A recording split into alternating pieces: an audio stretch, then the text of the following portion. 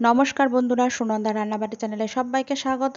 আপনারা আশা করি সবাই ভালো আছেন, আমিও খুব ভালো আছি। তো রান্নাটা দেখে বুঝতেই পারছেন আমি কী রেসিপি আজকে আপনাদের জন্য নিয়ে এসেছি। তো ভালো লাগলে প্লিজ আমার চ্যানেলটাকে সাবস্ক্রাইব করে পাশে থাকবেন আর বেল নোটিফিকেশানটাকে অন করে দেবেন, যাতে নিত্য নতুন ভিডিও আপলোড করলে আপনাদের কাছে পৌঁছে যায়। তো আমি আজকে আপনাদের জন্য নিয়ে এসেছি মুরগির ঝোল বা মুরগির মাংসের ঝোল। এটা কম বেশি সবাই বাড়িতে বানিয়ে খেয়েছেন বা ট্রাই করেছেন, আর ছোট বড় সবারই কিন্তু প্রিয়। আর কম সময় কিভাবে রান্না করা যায় সেটাই কিন্তু আজকে আপনাদের সাথে আমি শেয়ার করব। মুরগির ঝোল বা মুরগির মাংসের ঝোল বানানোর জন্য প্রথমে আমি একটা কড়াই নিয়েছি। কড়াইয়ের মধ্যে আমি দিয়ে দিচ্ছি সর্ষের তেল। রান্নাটা আমি সর্ষের তেলে করব, আপনারা যদি চান আপনারা রাইস ব্র্যান অয়েল বা সাদা তেলে কিন্তু রান্নাটা করতে পারেন।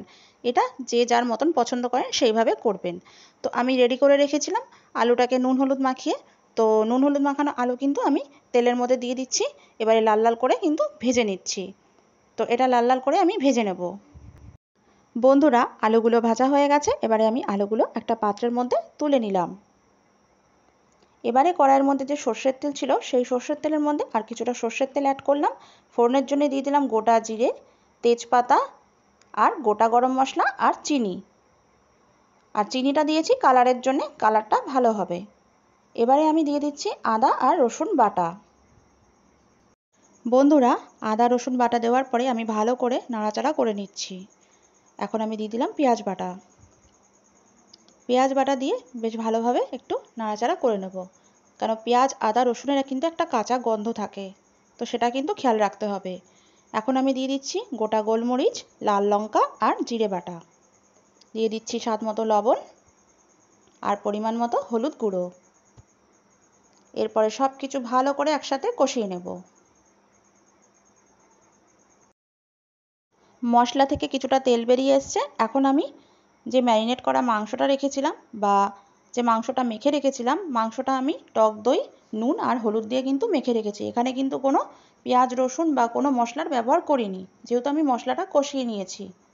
তো এই যে মশলাটা, এই মশলার সাথে কিন্তু আমি মাংসটা কষাতে থাকবো।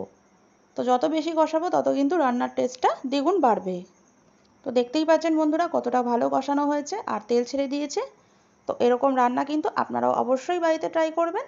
আর ভালো লাগলে প্লিজ কিন্তু লাইক করতে ভুলবেন না। আর বন্ধুরা, এই যে রেসিপিটা আমি আজকে আপনাদেরকে করে দেখাচ্ছি, এটা কিন্তু আপনারা ভাত, রুটি, নান আর ফ্রাইড রাইস সব কিছুর সাথে ট্রাই করতে পারেন। তো রেসিপিটা কিন্তু অবশ্যই একবার ট্রাই করবেন। আর এরকম ঝাল ঝাল লাল লাল মাংস ছুটির দিনে কিন্তু খেতে দারুণ লাগবে। এখন আমি দিয়ে দিচ্ছি এখানে ভেজে রাখা আলু। আলু দেবার পরে কিন্তু আরও কিছুক্ষণ আমি আলুর সাথে মাংসর সাথে মশলাটাকে কষিয়ে নেব। আর যদি এই রান্নাটা ভালো লাগে প্লিজ আপনাদের আত্মীয় স্বজন বন্ধু বান্ধব সবার সাথে কিন্তু শেয়ার করবেন। বন্ধুরা, যারা ভাবছেন যে রান্না করবেন কিভাবে বা করতে পারেন না, যারা নতুন গৃহিণী তারা কিন্তু একবার অবশ্যই এইভাবে রান্নাটা ট্রাই করবেন। তো এটা কিন্তু করা একদম কোনো ব্যাপারই না, খুব সহজেই কিন্তু রান্নাটা আপনারা করে ফেলতে পারবেন। এখন আমি এখানে গরম জলের ইউজ করব, তো এখানে আমি কিছুটা গরম জল দিয়ে দিচ্ছি। আর সব কিছু আর একটু নাড়াচাড়া করে নিচ্ছি, এক জায়গায় করে নিচ্ছি।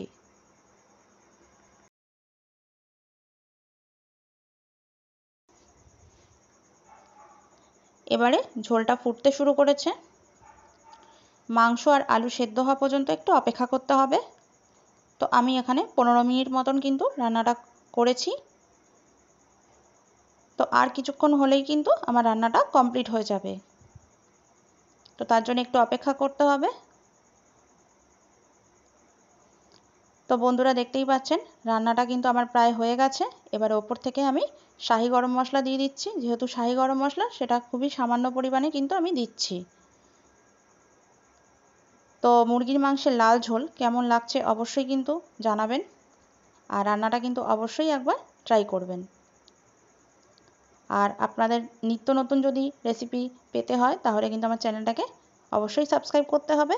আর ঘরোয়া এরকম নতুন অনেক পদ্ধতিতে রান্না আমি কিন্তু করে থাকি, তো সেটা দেখার জন্য কিন্তু আমার পাশে থাকতে হবে।